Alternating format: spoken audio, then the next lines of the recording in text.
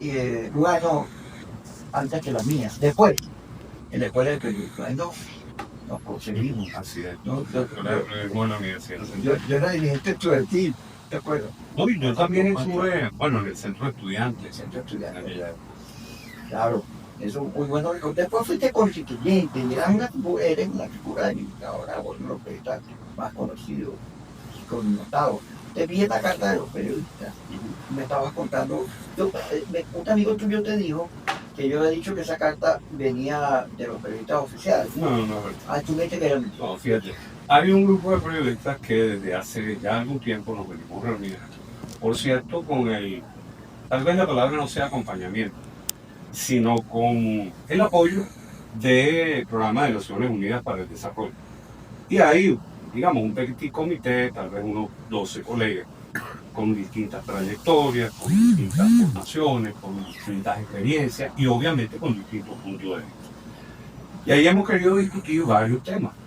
Algunos tienen que ver, como periodistas al fin y al cabo, con los problemas del país, pero otros tienen que ver con el gremio, aunque esa no es una instancia gremial ni tampoco es una instancia partidista. Entonces, por ejemplo, sobre el tema del gremio tenemos una veintena de periodistas detenidos en el país. Muchos de ellos pudieran ser juzgados en libertad. Y ahí en esa comisión del dirigente del gobierno lo han dado. Fíjate, cuando tú hablas del tema de las detenciones, como el gobierno es bien sensible sobre eso de los llamados presos políticos, y entonces, ¿sabes? Como el eufemismo, entonces dice, no, es que son políticos presos. Y algunos dicen, bueno, es que no son periodistas, es que se metieron a políticos, como si la gente no pudiera hacer política independientemente de la profesión que pueda tener. Ahí se discutió ese tema. Ahora, lo que queremos es lograr que haya la posibilidad de que sea escuchado el planteamiento. ¿Quiénes están en esa comisión para ver si... Fíjate, allá está. Elena Salcedo, por ejemplo, está Alfredo Palazzo, está Vladimir, Goyo, Clodovaldo Hernández. Hay una decena de... Pero entonces, cuando se discutió el tema de la soberanía, recuerda que, bueno, primero, por un tema de constituyente, hay una defensa de la soberanía, pero además el propio reglamento, pues, ¿no? Y la ley del ejercicio del periodismo también te invita o te exhorta a defender la soberanía. Entonces, ¿qué dice el documento? Dice claramente que, bueno, rechazamos convertir a Venezuela en territorio de guerra, ¿no? Pero además dice una serie de otras cosas, se refiere a la lucha antidroga con este tema de los ataques letales, y además habla del tema de la solución de los conflictos en el país, que sin duda los hay en el plano político, los hay en el campo social, los hay en el ámbito económico, ¿no?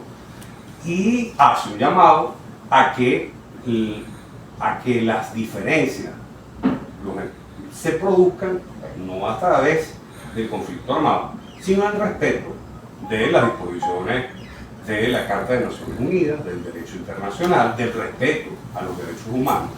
Y en eso tiene una obligación no solamente el gobierno norteamericano, que la tiene el gobierno venezolano también, cuando está la observación.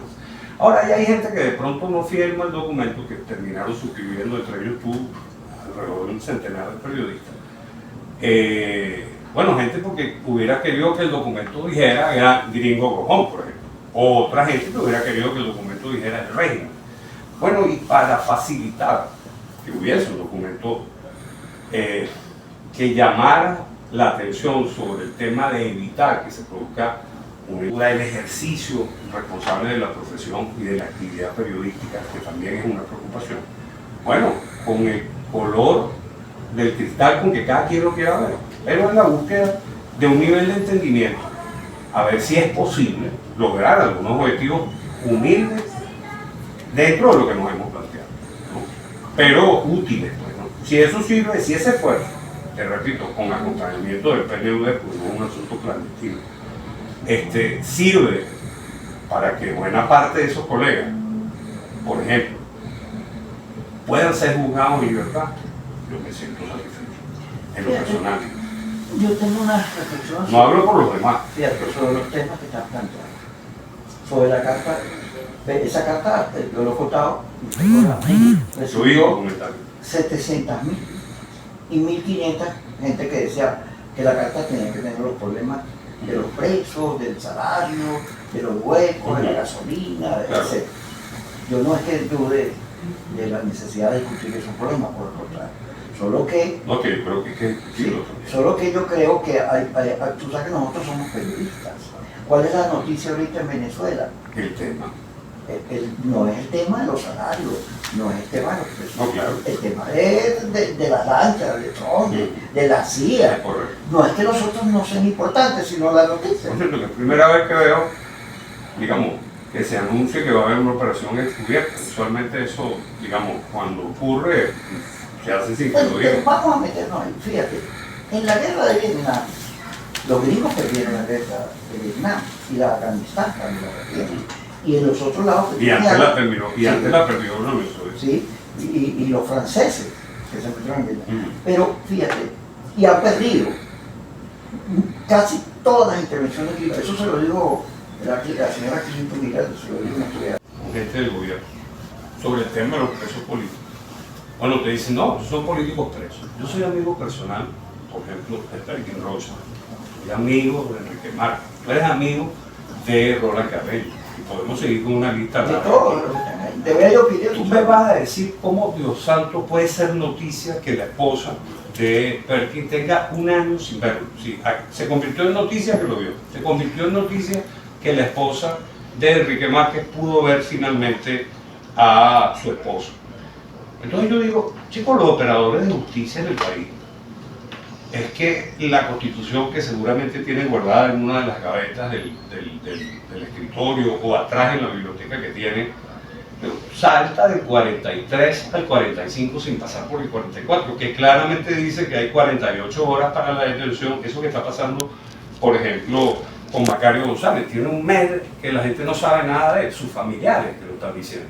48 horas, pero además comunicación con sus familiares y además defensa, digamos, de su confianza, ¿no?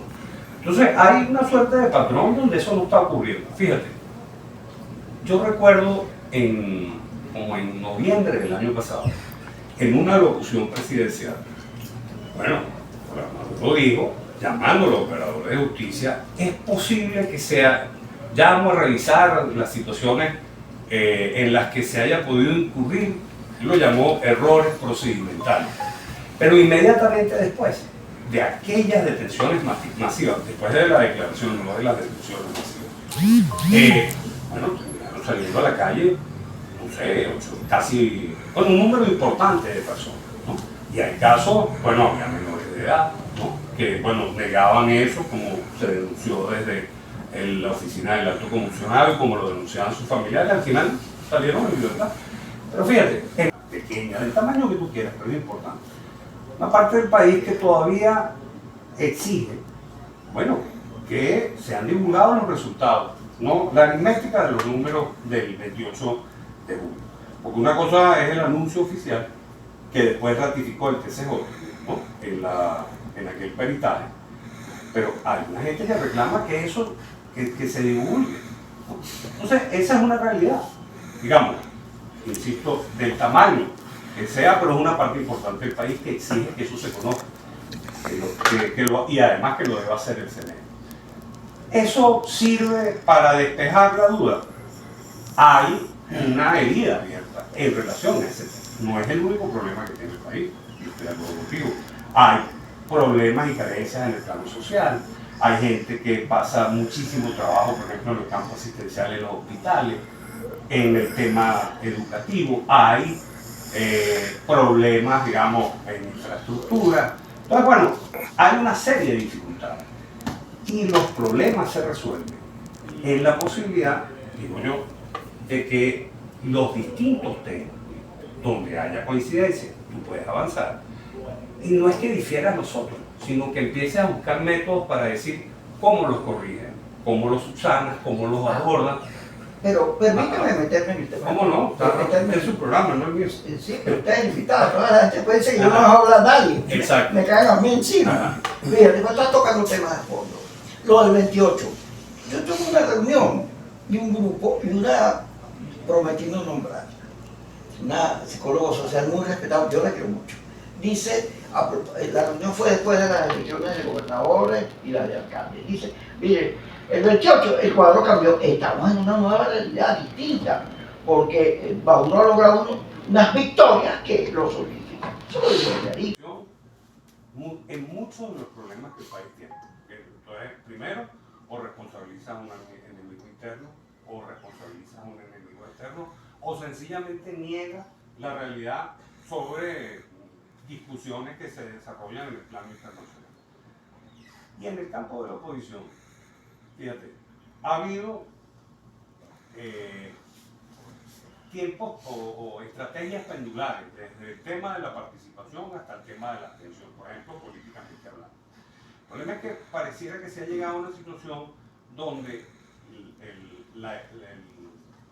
digamos, la abstención no tiene eficacia política, pero el voto tampoco. Es un tema, digamos, que pone en evidencia la carencia de la democracia en Venezuela. Es una realidad. Lo acaba de decir el secretario de Estado, digamos, secretario de Estado del Vaticano, Monsignor Paroli, cuando él habla, por ejemplo, que él aboga porque creo que usa la palabra reconstruya o se redescubre el camino de la democracia en Venezuela, lo cual quiere decir que efectivamente desde el Vaticano hay una visión en relación a que por lo menos está extraviada la brújula, que es una manera de decirlo, ¿no? Ya te la brújula, ya regresamos. Está bien, ya por lo menos cogiste por otro lado. Igual está la brújula.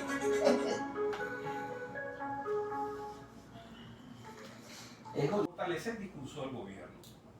Lo puedes fortalecer, ¿no? Porque tú tienes dentro de la narrativa unos códigos y unos argumentos que te permiten seguir adelante con tu estrategia. Pero eso soluciona los problemas del país, ¿no? Lo que te permite es seguir adelante con tu estrategia, que es otra cosa muy distinta a solucionar los problemas del país. De modo que mi exhortación, fíjate que hubo una locución presidencial cuando el acto de instalación del Consejo de Soberanía y Paz, en la que se invocó la proclama de Cipriano Castro, la planta insolente del extranjero. Bueno, Dios haga buenas las palabras del país, en ese sentido, en lo que dice la proclama, ya interpretando aquel momento, pero entendiendo la solución de los conflictos en el día de hoy. ¿Cómo lo ves? Claro, pero fíjate, yo eso lo vengo